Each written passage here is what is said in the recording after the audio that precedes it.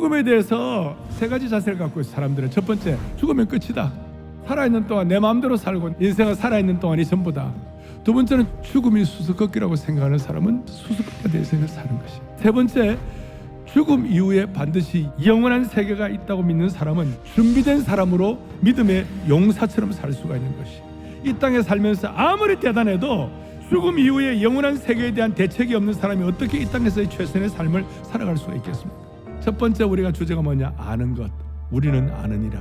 마귀가 하는 일은 우리에게 두려움을 주고 상처를 주고 그 다음 영원한 형벌을 갖게 하고 우리를 고통 가운데서 온갖 더러움 속에 살게 하는 것이 마귀의 목표예요. 예수님께서는 오셔가지고 피의 복음을 통하여 용서의 강을 통하여 우리에게 은혜를 주심으로 말미암아 마귀의 세력을 멸하시기 위하여, 그래서 죽기를 무서워함으로 한평생 매여 종노릇하는 자들을 자유케 하시는 것이 예수 그리스도의 피의 복음, 그 피의 복음을 믿는 사람들마다 용서의 강을 경험하게 되는 것이, 이 생명의 성령의 능력이 마귀의 죄와 사망의 능력을 압도하였느니라.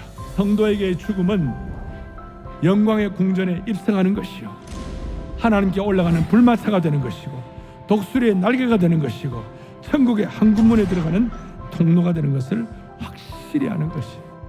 두 번째로 아는 것은 땅에 있는 장막집과 하늘에 있는 영원한 집이 대조가 되는 것입니다. 땅에 있는 장막집을 우리의 육신의 몸이라고 해도 과언이 아니에요. 육신의 몸의 특징은 무너지는 것입니다. 더 중요한 것은 하늘에 있는 영원한 집이 우리에게 예비되어 있는 것을 아는 것이다.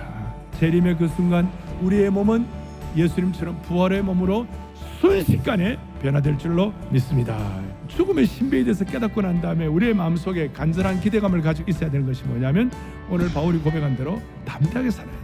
담대함 주님의 용사가 되는 것이, 영적 기백이 우리의 삶 속에서, 우리의 내면 속에서 어떤 경우에도 상록수 신앙을 유지하면서 한결같은 시종일관하는 능력을 갖는 것이 영적인 담대함이라고 말할 수 있는 것이.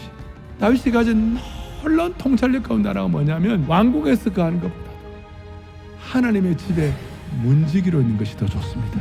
죽음을 두려워하지 않는 은혜를 깨달은 사람들은 이 땅에서 왕궁에 사는 것보다도 하나님 나라의 문지기로 있는 것 더 낫다. 이 땅에 있는 것들 너무 자고면하지 아니하고 나는 하나님 나라의 문지기 신학을 가진 줄로 믿사오니 이걸 통해서 거룩한 용사가 되게 하여 주시옵시고, 일마다 때마다 믿음 보고하게 하여 주십시오. 여기에 대해 성령께서 보증서를 써주시고 도장을 찍어주시고.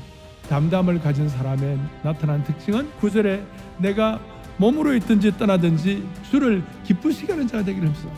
구원받은 자는 상급 심판을 잘 받을 수 있도록 은혜로 준비하는 하나님의 백성이 되는 것이에요. 그래서 이 상급은 은혜 받은 자에게 나오는 자연스러운 행위가 되어야만 하는 것이에요. 뭔가를 열심히 준비하면 그날이 와도 두렵지가 않는 것이죠. 늘 마음속에 다짐이 되고 현장을 보고 좀 도전받고 그런 게 없을까?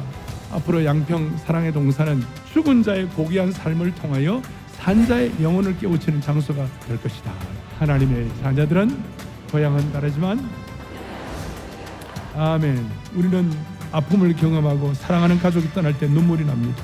그런데 우리가 하나님 나라의 문지기 신학을 가지고 믿음의 홀로서기를 하고 상급을 바라보면서 죽음을 두려워하지 않게 되면 죽음조차도 담대하게 맞이할 수 있는 줄로 믿습니다.